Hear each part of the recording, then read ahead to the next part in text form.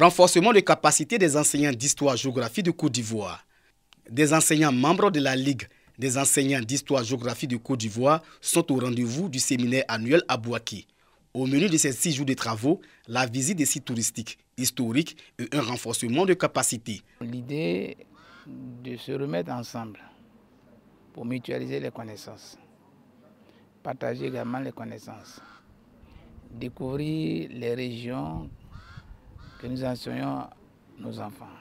Le renforcement de capacité sera consacré à la révision des plans et des contenus des leçons d'histoire et géographie de la 6e à la terminale. J'attends comment amener nos apprenants à mieux comprendre les cours que nous faisons, nous donnons, et puis espérer un résultat meilleur. Ces retrouvailles de Bouaké ont été l'occasion de rendre hommage aux pionniers de la discipline d'histoire-géographie.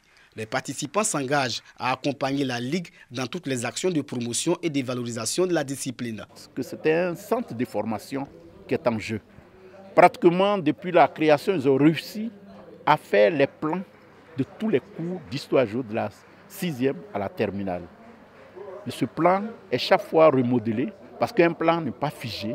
Créée en 2013, la Ligue des enseignants d'histoire-géographie de Côte d'Ivoire compte 2500 enseignants. La Ligue a pour slogan « S'informer, se former pour mieux former ». L'édition 2022 a pour thème « Renforcement des capacités des enseignants d'histoire-géographie ». C'est le village de Babo Kondida qui a abrité les festivités de l'an 62 de l'indépendance de la Côte d'Ivoire. Le sous-préfet de la localité, Thierry Undri, s'est félicité des progrès enregistrés dans divers secteurs, notamment l'éducation, l'énergie, l'adduction en eau potable, la sécurité et l'agriculture. Thierry Undri a également égrené les problèmes liés au foncier et au manque d'infrastructures devant abriter les services de l'administration publique, parapublique et privée. Il a invité les chefs traditionnels à prôner la cohésion et la paix. Cette célébration a été marquée par un défilé et des prestations d'artistes. À l'instar des autres localités, Goulia a célébré le 62e anniversaire de la Côte d'Ivoire sur fond de sensibilisation. Le sous-préfet Diomandé Aimé a appelé toutes les filles et fils de la sous-préfecture à se donner la main dans l'entente et de la cohésion pour construire Goulia.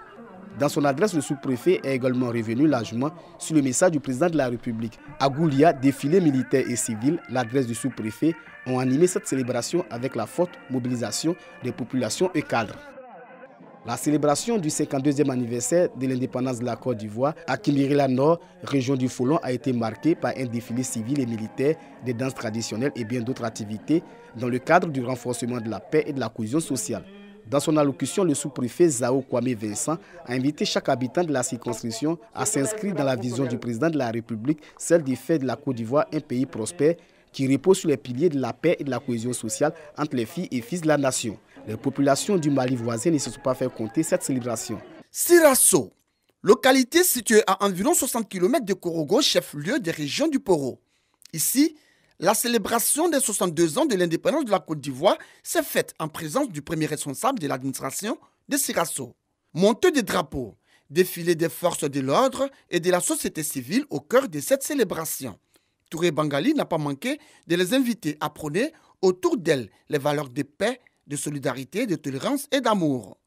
Revue de troupes, messages de paix, témoignages, représentations théâtrales, chants et danses, des temps forts qui ont également meublé la célébration des 62 ans de la fête de l'indépendance de la Côte d'Ivoire à Sirasso. Bangolo, jour du 7 août 2022, la Côte d'Ivoire célèbre le 62e anniversaire de son indépendance. Le préfet du département, Chérif Brahima, fait son entrée.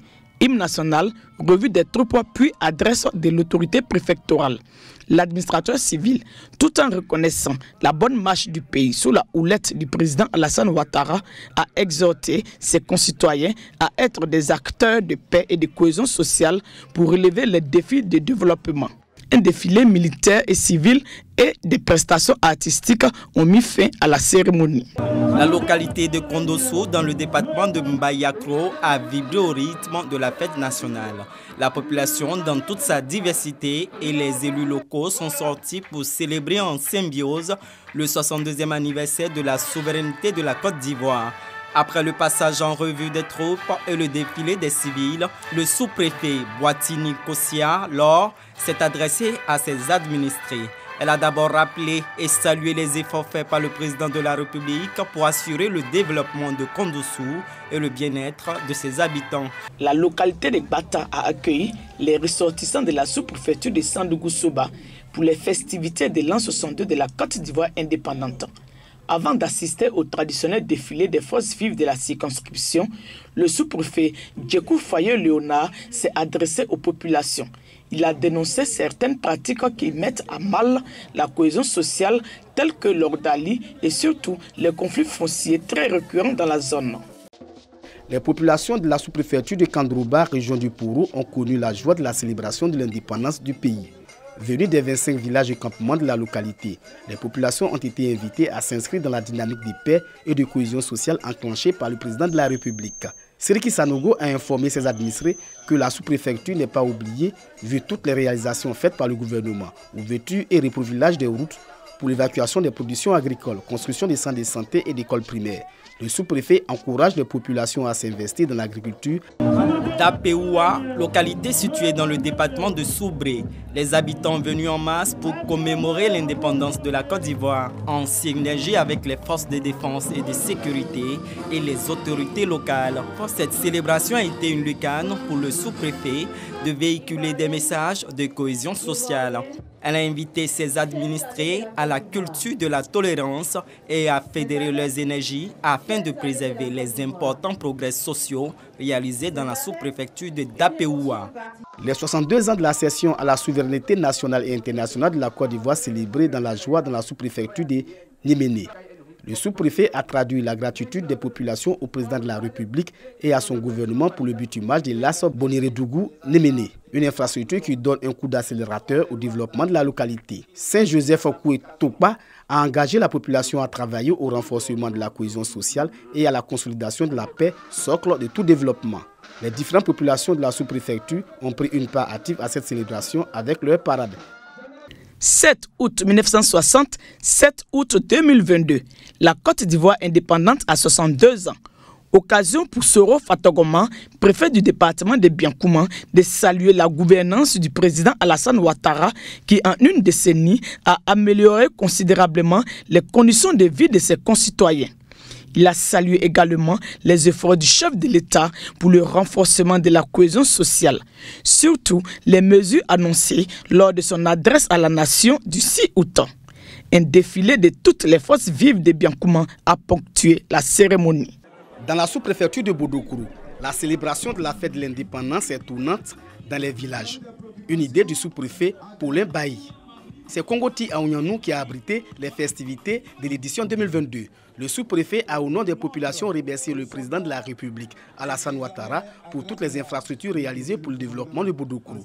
Paulin Désiré Bailly appelle les cadres à l'union et à la cohésion, socle de tout développement. Un défilé militaire et civil a mis un terme à la célébration de la fête de l'indépendance de la sous-préfecture de Bodokourou, délocalisée à Kongoti Aounyanou.